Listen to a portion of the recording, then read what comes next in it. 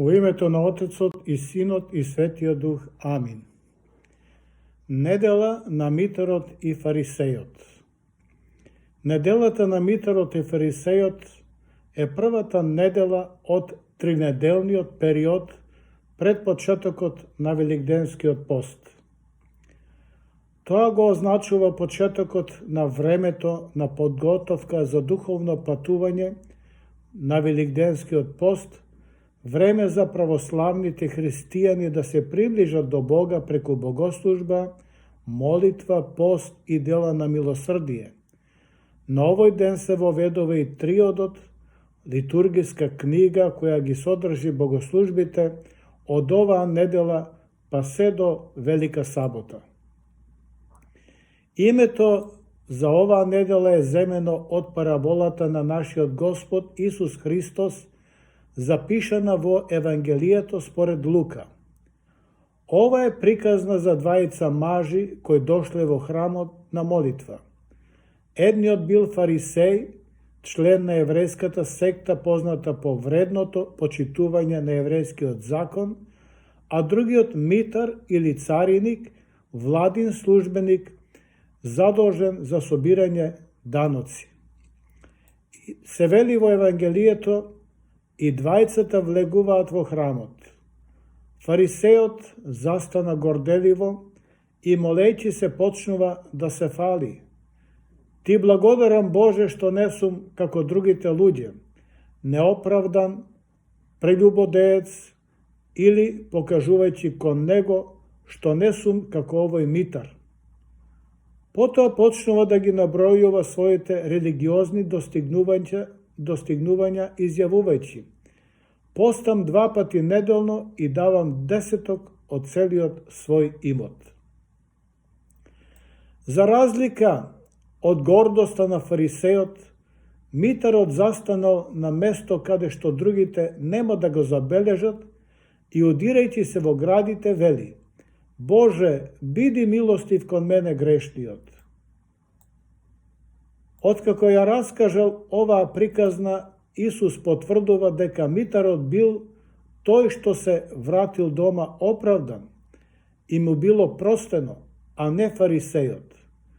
Христос вели: секој што се воздигнува ќе биде понизен, а кој се понижува ќе биде возвишен.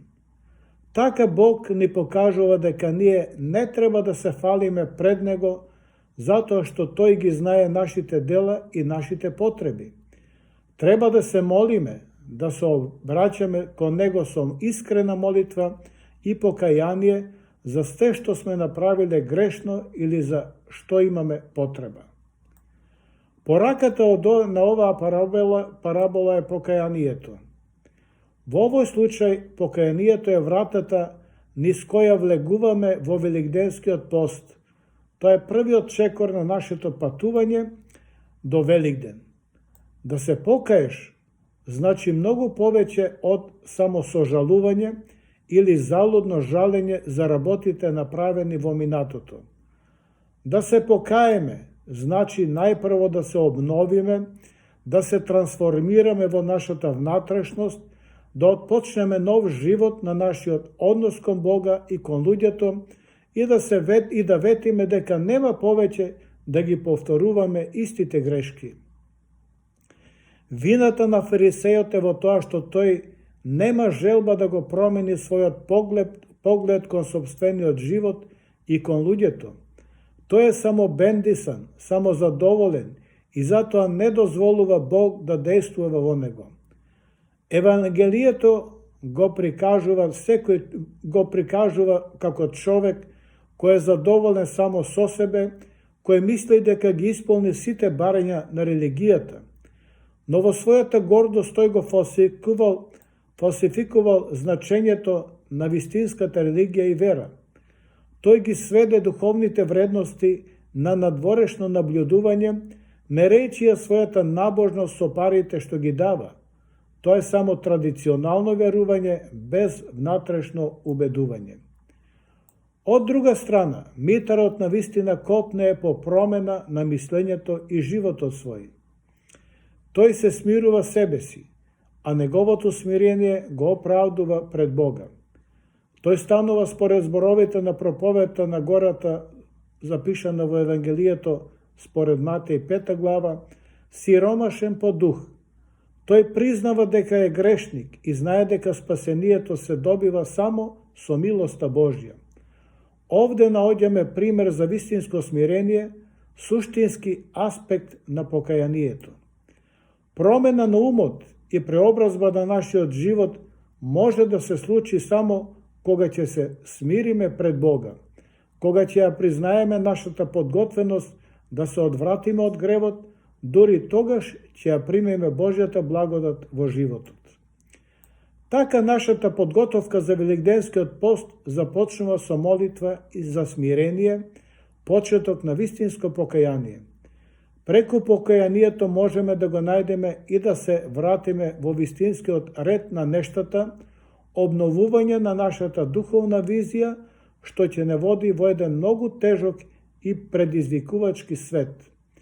Со влегување во Великденскиот пост со смирение и покаяние, можеме да постигнеме заедница со Бога и да добиеме опростување и со Божја милост да добиеме поголема духовна возвишеност. Иконата на неделата на Миторот и Фарисејот ги покажува и двајцата како влегуваат во храмот за да се молат. Фарисејот оди на видно место и каде што ќе го забележат другите. Положбата на неговите раци покажуваат дека тој му се обраќа на Бог, зборувајќи за неговиот раст и достигнување. Спротивно на тоа, митарот влегува и останува на ниско место, далеко од најсветите делови на храмот.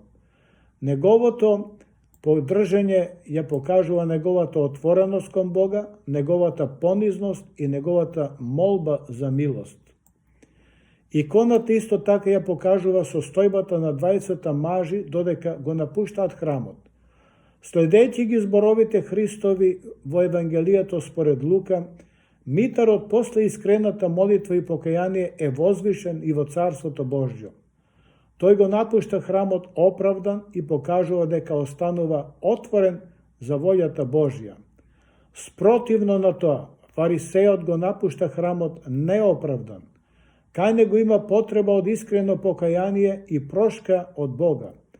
Поради својата гордост и недостаток на покаяние, тој ќе биде понизен пред Бога. Бог ја знае состојбата на душите на секој човек и Он ќе им го понуди дарот на спасението на оние што ќе дојдат кај него со вистинско покаяние.